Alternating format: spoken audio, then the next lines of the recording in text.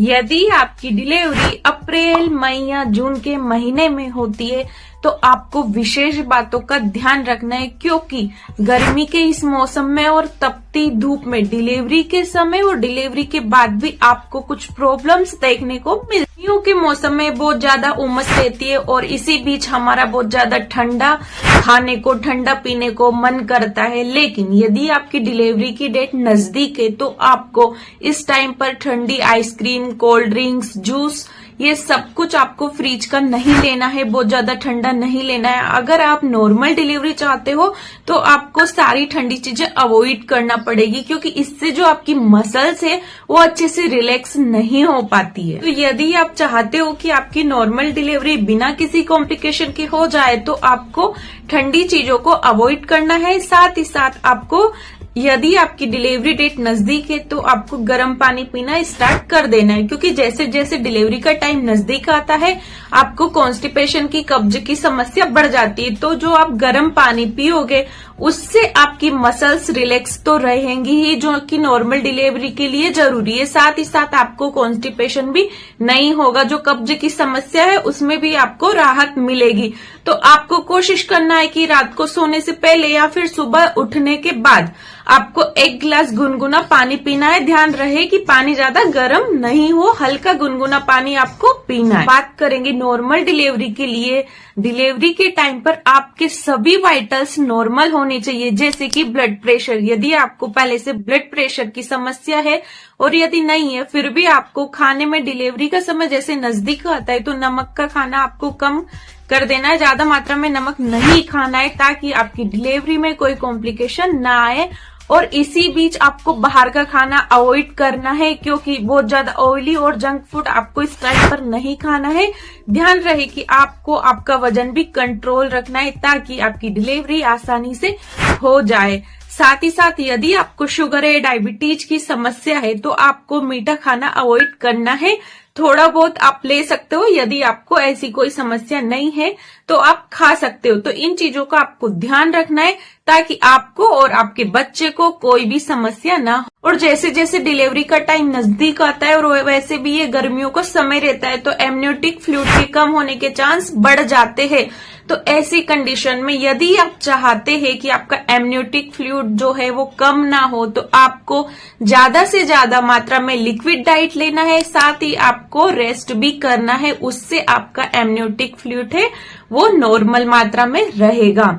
साथ ही साथ आपको आपका हीमोग्लोबिन अच्छा रखना है। ब्लड की जो मात्रा रहती है वो भी बहुत ज्यादा मैटर करती है नॉर्मल डिलीवरी के लिए। यदि आपका HB 11 से कम रहता है तो आपकी नॉर्मल डिलीवरी नहीं हो पाती और आपको ब्लड भी चढ़ाए जा सकते हैं।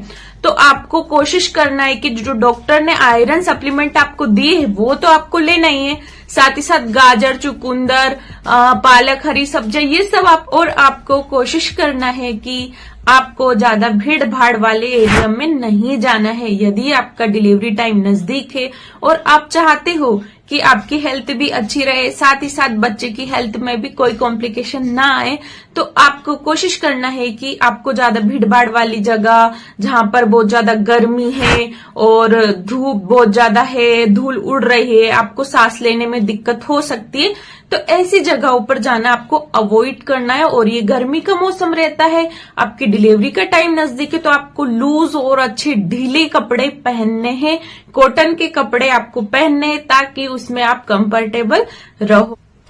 और आपको जितनी भी चीजें खानी है वो आप कोशिश करें कि हेल्दी चीजें आप खाएं, ताकि आपके साथ साथ आपके बच्चे को भी अच्छे से न्यूट्रिशन मिले, बच्चे की हेल्थ अच्छी रहे, बच्चे को अच्छे पोषक तत्व मिले। तो इसके लिए आप ज्यादा से ज्यादा मात्रा में ड्राई फ्रूट्स खा सकते हो।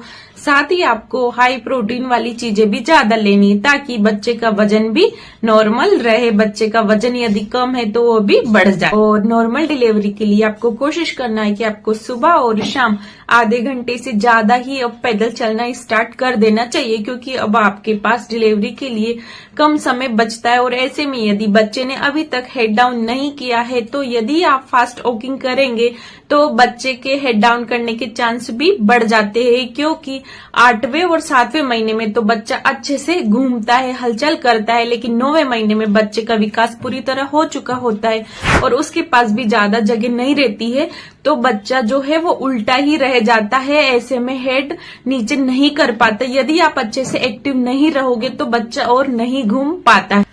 अब बात करते हैं डिलीवरी के बाद अच्छी रिकवरी के लिए आपको कम से कम 30 दिन तक अजवाइन का गुनगुना पानी पीना है, ताकि उससे आपका पेट वैसा का वैसा नहीं रहे, आपका पेट जो है वो धीरे धीरे कम हो जाए। ऐसा नहीं है कि एकदम बहुत टाइट बेल्ट आप लगा रहे हो, बहुत ज्यादा अजवाइन का पानी पी रहे हो कि पेट एकदम से कम हो जाए। उसमें भी धीरे धीरे टाइम लगता है। जो आपकी मसल्स ढीली हो जाती है वो भी रिकवर होने में थोड़ा टाइम तो लेती है, तो उस चीज से आपको घबराना नहीं है। वो थोड़े टाइम के बाद अपने आप पहले जैसे शेप में आ जाता है। साथ ही साथ डिलीवरी के बाद आपको आपके पैरों को और सिर को, कान को जो है वो कवर रखना है। वैसे तो गर्मी का मौसम रहेगा, आप सॉक्स नहीं पहने तो भी चलेगा, लेकिन आपको आपके कान को अच्छे से कवर करके रखना है। साथ ही साथ अपनी डाइट में आपको दलिया लेना है, गर्म तासीर वाली चीजें ज्यादा लेना। लास्ट के महीने में डॉक्टर आपको एडवाइस करते हैं कि आपको ये टेस्ट करवा लेने चाहिए, तो आपको ऐसा नहीं बोलना है कि हमने तो पहले ही करवा रखे हैं, क्योंकि कभी भी जो है चेंजेस आ सकती है रिपोर्ट में, तो इसलिए आपको सारे टेस्ट वापस करवा लेना चाहिए। यदि आप चाहती है आपकी नॉर्मल डिलीवरी अच्छे से हो जाए तो इन सभी बातों को अच्छे से आप फॉलो करें। साथ ही साथ अभी तक आप हमारी वीडियो को देख रहे हैं तो वीडियो को लाइक कर दीजिए। चैनल पर नए हो तो चैनल को सब्सक्राइब कर ले, ताकि प्रेगनेंसी से रिलेटेड हर वीडियो आप तक पहुंचती रहे। साथ ही साथ बेल आइकन को प्रेस कर दे और आप अपनी फैमिली में, फ्रेंड्स में भी वीडियो को शेयर कर